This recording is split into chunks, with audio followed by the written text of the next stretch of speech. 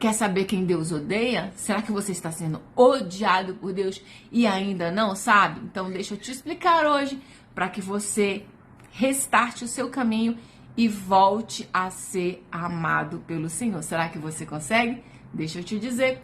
Lá no livro de Provérbios, capítulo 6, do verso 16 ao 19, a Bíblia vem nos dizer as pessoas que fazem coisas que Deus não gosta. Então, logo entendemos que essas pessoas que fazem coisas que Deus não gosta, Deus também não se agrada delas, concorda? Hein? Vamos ler, eu vou ler para você. Tá escrito assim: as 6 atitudes que o Senhor odeia, a 7ª atitude ele abomina. Então, a 7ª atitude o Senhor abomina. Então, vamos entender qual é? Aleluia, glória a Deus. Olhos altivos, língua mentirosa, mãos que derramam sangue inocente, coração que trata planos perversos, pés que se apressam para fazer o mal. Aleluia. E o 19, que é o que ele abomina, está escrito o seguinte: a testemunha falsa, que espalha mentiras, e aquele que provoca discórdia entre os irmãos. Ou seja, a 7ª coisa que o Senhor abomina é aquela pessoa que espalha discórdia entre os irmãos. O que é isso, irmã? Nessa versão que eu estou lendo aqui, é a King James, então ela é um pouquinho diferente das outras. Mas a versão Almeida Corrigida, se eu não me engano, ela fala assim: aquele que Deus abomina é aquelas pessoas que espalham discórdia entre os irmãos. Você quer um exemplo? Eu estava lembrando disso agora no café da manhã aqui com meu esposo, e eu estava falando com ele que muitas vezes tem pessoas que não gostam de você, nunca falaram com você, nunca trocaram uma frase contigo, mas elas te detestam e se elas puderem, elas te derrubam. E você não fez nada. Você, mas eu não fiz nada, é o demônio. Não, não foi o demônio, não. Foi aquela pessoa que tem inveja de você, que não simpatiza com você, que gostaria de ter o que você tem, de querer sorrir como você sorri, e ela não consegue. Então, o que ela vai fazer? Vai falar mal de você para outras pessoas, e aquela pessoa que ouviu algo mal de você e não te conhece, vai acreditar porque conhece e gosta da fulaninha. E aí o que vai acontecer? Aquela pessoa vai te detestar, vai passar a te perseguir, vai passar a te desrespeitar, porque alguém foi lá e falou mal de você. Mas eu quero te dizer uma coisa nessa manhã: não se preocupe, porque não é você que vai ser odiado por Deus. É essa pessoa que está espalhando discórdia contra você que será abominação aos olhos de Deus. Então, o que você tem que fazer? Perdoar e ficar no seu canto. A Bíblia não diz que a gente tem que orar até pelos nossos inimigos, então você ora abençoando todas as pessoas. Mas entenda, sentar na sua mesa não é para todos. Nem Jesus sentava na mesa com todos, tá? Ele andava com multidões. Depois aquelas multidões passaram para 500. Depois passavam para 120. Depois passaram para os 12. Dos 12 ficaram 3 que eram mais próximos. Desses 3, só um deitava a cabeça no peito de Jesus. Então, por que você vai fazer diferente disso? Escolha quem anda com você. Mas o que eu quero te dizer nessa manhã é que você que julga, que condena, que se apressa a fazer o mal, que se apressa a derrubar outra pessoa porque ela está do jeito que você gostaria e não está, quero te dizer nessa manhã que você é abominável diante de Deus. Agora, a pessoa diz outro pra mim assim: ah, mas se você julgar, você não é de Deus. Deixa a tua curtida, espalha, compartilha esse vídeo em nome de Jesus. A pessoa vai dizer assim: ah, mas você não é de Deus. É porque você está julgando e vai ser julgado também. Mas o próprio Jesus falou lá no livro de Mateus, capítulo 12, no verso 37, aliás, 48, ele diz o seguinte, aleluia, que não é ele que julga, é a palavra que vai te julgar no final. Então as pessoas costumam dizer assim: ah, mas você está me julgando, ah, mas não sei o que, a Bíblia diz que não pode julgar. A Bíblia diz que é para você julgar segundo a reta justiça. Quem é a reta justiça? É a palavra.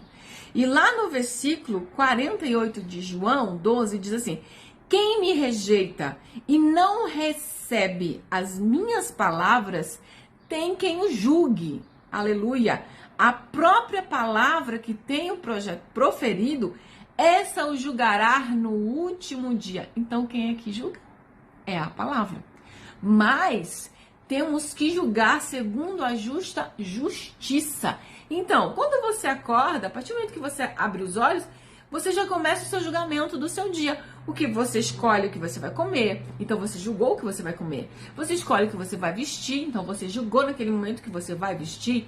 Você julga por tudo que você vai passar, tudo que você escolhe, você julga. Então, quando você escolhe as pessoas que estão perto de você, você julgou que aquelas pessoas, naquele momento, são as melhores para estar perto de você. Não é assim que a gente faz? Então, a gente julga por tudo. Agora, vem uns bonitinhos por aí dizendo o seguinte: ah, você tá me julgando porque eu tô fazendo isso. Ah, você tá me julgando porque eu tô fazendo isso. A palavra diz pra não me julgar. Eu falei, então, a tua Bíblia tá diferente da minha. Porque a minha Bíblia, essa daqui me diz o tempo todo que eu devo julgar sim todas as coisas. O que eu não posso fazer é proferir uma sentença pra você, porque isso aí já é o papel do juiz. E quem é o juiz, segundo a Bíblia? É Deus e não eu. Porém, contudo, todavia, se você é uma pessoa que Deus te deu o dom de pregar a palavra, então você vai pregar a palavra, ensinar a palavra conforme está escrito. E conforme está escrito, Jesus não passa a mão na cabeça de ninguém, nem na minha e nem na sua. Aleluia, glória a Deus. Queridos, esse vídeo vai para o YouTube, mas também vai ter um resumo dele no Instagram, Yara Álvares 5, amém? E o arrobazinho na frente. Glória a Deus. Então, queridos, eu acordei com essa palavra na minha cabeça hoje, falando sobre isso. E estava conversando com meu esposo, um exemplo de uma mulher que ela me odiava. Gente, como é que essa mulher me odeia tanto? Ela nunca me viu. Mas por quê? Porque ela ouviu um casal falar coisas a meu respeito e ela achava que para agradá-los ela tinha que me derrubar. Olha só que doideira. Só que como nós lemos na palavra de Deus, a sétima coisa, Deus abomina aquele que profere mentiras, aquele que faz dissensões, facções entre as pessoas. E é uma faca de dois gumes o que a gente vê dentro da igreja hoje. Por quê? A própria igreja acaba fazendo grupinhos, né? Mesmo sem querer. Por quê? Tem o grupo das mulheres. Então, quem é que vai estar mais próximo da liderança das mulheres? Aquelas pessoas que concordam com o que ela faz e com as pessoas com que ela vai com a cara, vamos dizer assim, e que não apresentam nenhuma ameaça para a liderança dela. Mas, irmã, como é que você está falando isso? Você sabe bem o que eu estou dizendo, bebê, porque a gente sabe que tem muito disso. A gente sabe que dentro da igreja tem muitas pessoas que têm medo de perder o cargo. Então, quando ela vê alguém que tem alguma coisinha da parte de Deus, ela quer fazer o quê? Apagar aquela pessoa, vai tentar denegrir a imagem daquela pessoa para que os outros não se aproximem dela e não perceba e não veja que Deus realmente tem algo com aquela pessoa. Por isso que muitos dizem que os escolhidos de Deus são muito perseguidos. E isso é verdade. Por quê?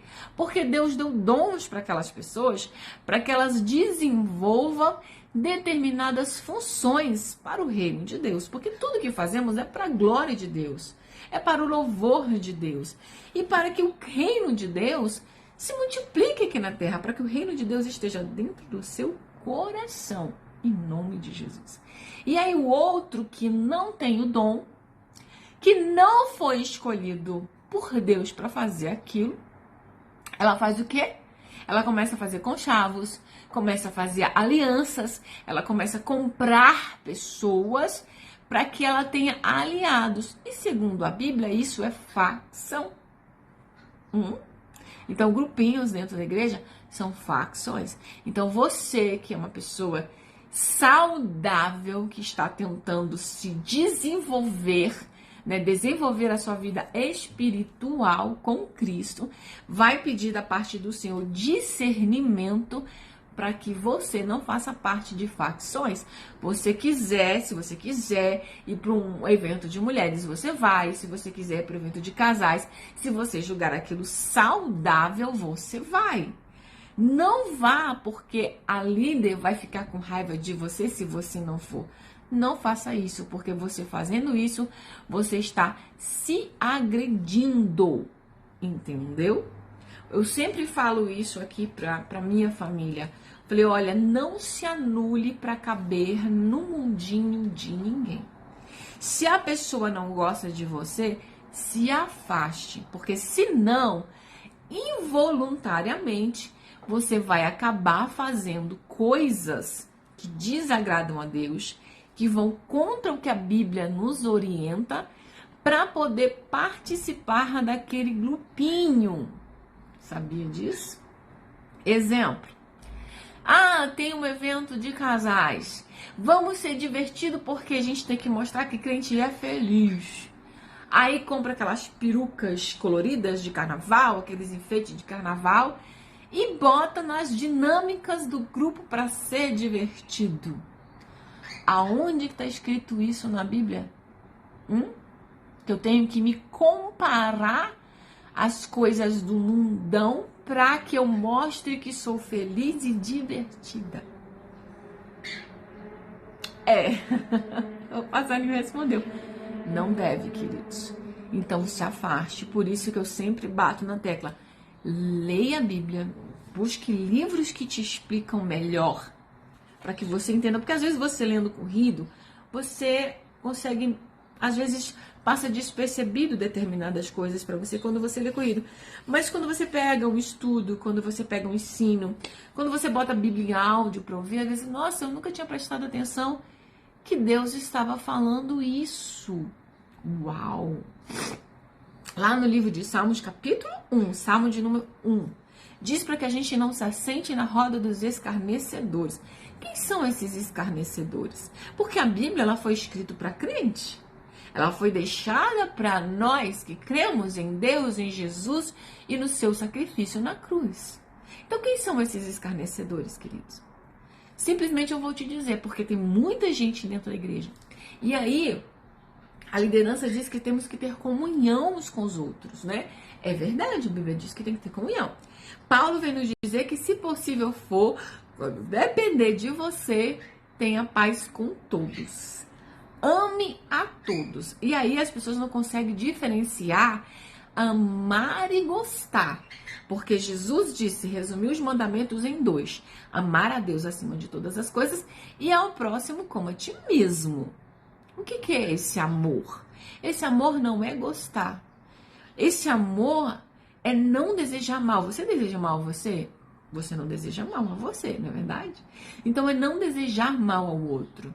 Olha, se você precisar de mim para alguma coisa, se quiser contar comigo, eu tô aqui. Agora você frequentar a minha casa, você ir comigo ao shopping, isso não vai não. Você tá entendendo a diferença? Vai, se depender de mim, você vai ter paz comigo. Por quê?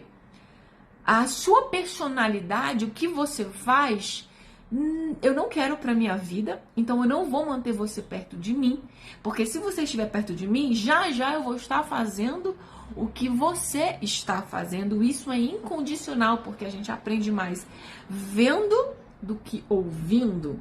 Por isso que eu digo para os pais, não adianta você falar com seus filhos se ele vê vocês fazendo as coisas completamente diferentes do que você está orientando o seu filho a fazer. Ele vai fazer instintivamente o que ele viu você fazendo. E aí, quando você for arguir o seu filho, ele vai dizer, mas você também não fez? Mas eu te vi fazendo isso. Porque quando eles se tornam adolescentes, eles deixam de enxergar os pais como heróis, como ele via lá na infância. Por que quando o filho vira adolescente, ele deixa mais de falar com os pais? Porque os pais não são mais o centro do seu universo. Os pais são o centro do universo dos filhos quando eles são crianças, porque eles enxergam o pai como super-homem. Vocês já pararam para observar? A mãe está o tempo todo mais com o filho, mas o filho tem a tendência a gostar mais do pai, porque ele vê como super-homem, aquele que sai, que traz as coisas, etc e tal. Então é o mais importante. Por isso ele respeita mais a figura masculina e menos a mãe que está o tempo todo com ele. Mas é assim que funciona. Então, se você não quer falar palavrão, mas se afaste das pessoas que falam. Se você não quer mais ficar fofocando, reclamando da sua vida, se afaste das pessoas que reclamam o tempo todo. Porque nós acabamos de ler em Provérbios 6 que Deus não gosta. E normalmente nessas rodinhas de escarnecedores, como o salmista disse no Salmo 1, que a gente deve se afastar, é justamente isso. Aí vem aquela pessoa que só fala pornografia, daqui a pouco você tá pensando só em pornografia. Aí você tá convivendo com aquela pessoa que grita o tempo todo com os filhos, daqui a pouco você também tá gritando novamente com os seus filhos, falando coisas que você já tinha parado de falar. Porque é o exemplo que arrasta. É incondicional, queridos. Então vamos nos voltar para a palavra e entender. Quando alguém chegar com você falando mal de outra pessoa, já se pergunte: por que fulana está falando mal de Beltrana para mim? O que ela quer com isso? Ela está querendo que eu entre na facçãozinha dela, me torne aliada dela e odeie o fulano? Cuidado, vigia com gente assim. E vigia para que você não tenha os seus sentimentos contaminados. E aí a presença de Deus se afaste de você. Porque, queridos, a coisa mais triste que eu vejo hoje é a igreja lotada de pessoas. Mas quando você chega perto delas para conversar, Cristo está bem longe. Então não esteja dentro da igreja e longe de Cristo. Em nome de Jesus. Porque o objetivo de estarmos dentro da igreja é para nos desenvolvermos. Desenvolver a nossa vida espiritual. E como é que a gente também desenvolve a nossa vida espiritual? É convivendo com as pessoas. Porque ferro com ferro se afia. Por isso que não dá para dizer, não, eu sigo a Cristo, eu estudo a palavra, eu obedeço a palavra, mas eu não quero congregar. Não tem como. Porque para obedecer a palavra, você tem que sim congregar. Porque você faz parte do corpo de Cristo. E se você está fora da cabeça de Cristo, que é a igreja é a cabeça de Cristo, tá? Então, se você está fora do corpo. E fora do corpo, você vai apodrecer. Porque um membro fora do corpo, ele morre. A brasa longe do braseiro, ela se apaga. Então, por que temos que estar lá? O ferro com ferro se afia. Então, alguma coisa que é ruim em mim vai ser trabalhada, vai ser afrontada por outras pessoas. Por causa do efeito espelhamento. Você sabia que às vezes a gente não gosta de uma pessoa, aí você fala, nossa, eu não gosto dessa pessoa do nada. Não, não é do nada. Ou é o teu instinto, é o teu espiritual, a tua sensibilidade espiritual te dizendo que você precisa vigiar com aquela pessoa, ou é que aquela pessoa tem atitudes que você também tem e você não gosta, e aí você não vai se odiar, então você odeia aquela outra pessoa. Então, tudo isso temos que aprender, temos que entender.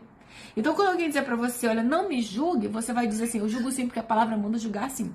Então, essas pessoas que dizem, quem é você pra me julgar? Elas já estão erradas, porque Jesus disse que julga, e ele disse mais, a palavra vai te julgar. Então, a própria Bíblia é quem te julga também. Então, se você entende, tem um discernimento, vai dizer, opa, isso aqui não é pra mim. Opa, esse grupinho não é pra mim. Opa, fulano tá falando mal de Beltrano porque ela quer que eu me torne aliada dela contra o fulano. E a Bíblia me diz o quê? Que Deus odeia esse tipo de pessoa, esse tipo de atitude. E é o que mais vemos hoje, porque isso está dentro da maldade humana, está dentro da essência do ser humano. Então vamos, em nome de Jesus, nos libertar de todas essas mazelas e não ter sangue inocente nas nossas mãos. Se Deus te deu o dom para falar a palavra, pregue. Pregue com entendimento, pregue com amor, ensine o que a Bíblia nos manda ensinar. E não tenha na sua roda escarnecedores. Não tenha na sua roda de amigos pessoas que vão contra o que a Bíblia diz, porque esses são escarnecedores. Medite na palavra de dia e de noite, deixa a tua curtida, deixa o teu compartilhamento, compartilha esse vídeo com outras pessoas para que mais pessoas tenham entendimento da palavra corretamente como deve ser. E nunca mais, queridos, nos coloquemos na posição de odiados por Deus, mas que a gente se coloque na posição de filhos amados de Deus que obedecem a sua palavra